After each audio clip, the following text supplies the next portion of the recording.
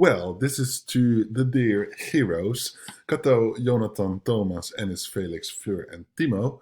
Welcome to this video. The rest of the class is also welcome to watch this, but not necessary anymore, because it turned out maybe I slipped my mouth about this message. Probably you get today or tomorrow a message from your mentor or school that this is the way it's going to work out. So the biology lessons are only for the students who want to do biology next year, and so it goes for all of the other lessons, of course, except for mathematics, Dutch, and English, because everyone has those subjects next year.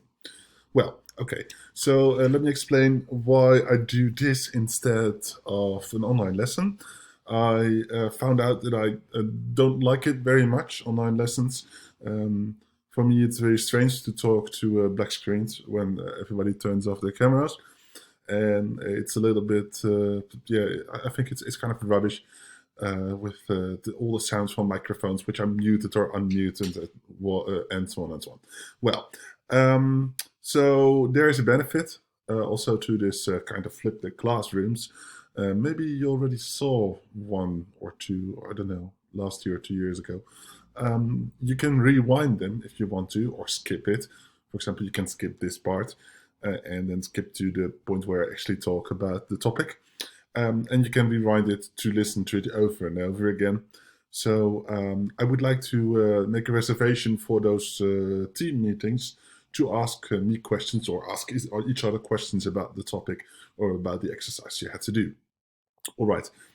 Then I would like to start.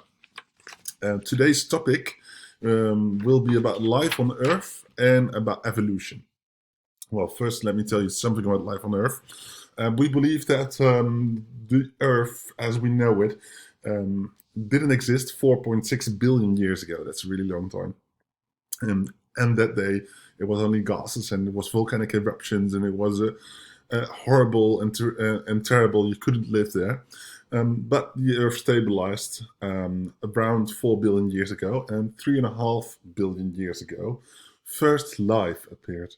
We have to say we found fossils of prokaryote cells, or let's say early bacteria cells, and they are dated 3.5 billion years. So that's a very, very long time ago. The oldest fossils are prokaryotes. Prokaryotes means they don't have the Greek karyon, they don't have a cell nucleus. So the first organisms we know are cyanobacteria. Cyanobacteria can perform a process which you're all very familiar with. It's photosynthesis. And of course, you know that photosynthesis produces glucose for food to harvest energy, and it also produces a waste gas, and this waste gas is called oxygen.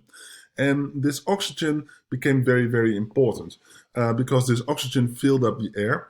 I'll show you a little graph here. Yes, here you can see in the beginning, this is the time in billion years ago, there was almost no oxygen. And here it started with the development of the cyanobacteria, and the oxygen revolution started, and oxygen became a very normal thing in the atmosphere. So you see that sometimes there's nothing going on, and here there happens something again where it rises again. So we found out by looking at rocks and stones that oxygen once was no part of the Earth's atmosphere, and then suddenly it was. So, well, the times I'm going to tell you it's all very confusing.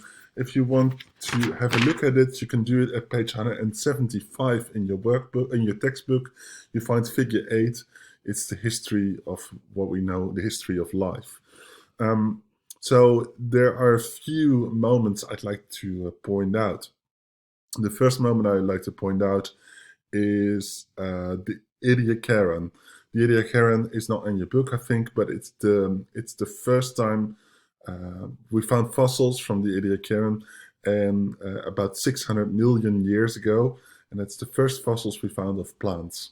Then we have the Ordovician, which is about 450 million years ago. the Ordovician, and those are the first fossils of vertebrates. So you know that we have a vertebra, a backbone. So do fish and birds, amphibians, reptiles, and mammals. So the first vertebrates they developed in the Ordovician. Then we make a jump to the Triassic. The Triassic is around 230 million years ago. A lot of dinosaurs then roamed the Earth, and the first mammal developed. So it's vertebrate and then mammals. In the Pleistocene, or whatever you call it in English, I'm not so sure. I know it's in Dutch it's Pleistocene.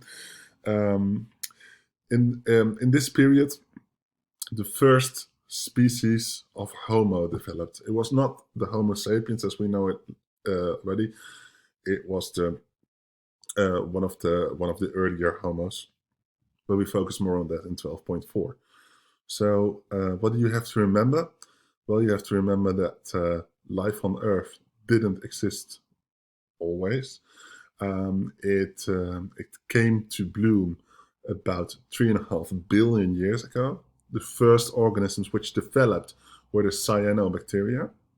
Cyanobacteria could do one thing very well: photosynthesis, to produce food in the form of glucose, and produce oxygen, which filled up the air, which gave room to other types of organisms which use this oxygen to burn the glucose and form carbon dioxide and water. So that's how the cycle of metabolism started as well. The points I pointed out were the first plants. The first plants developed, and where the first vertebrates, mammals, and eventually Homo developed. All right, I end this video here, and I'll make another video about the theory of evolution, which is kind of separated from this idea. All right, thanks for listening, and I hope to see you soon. Bye.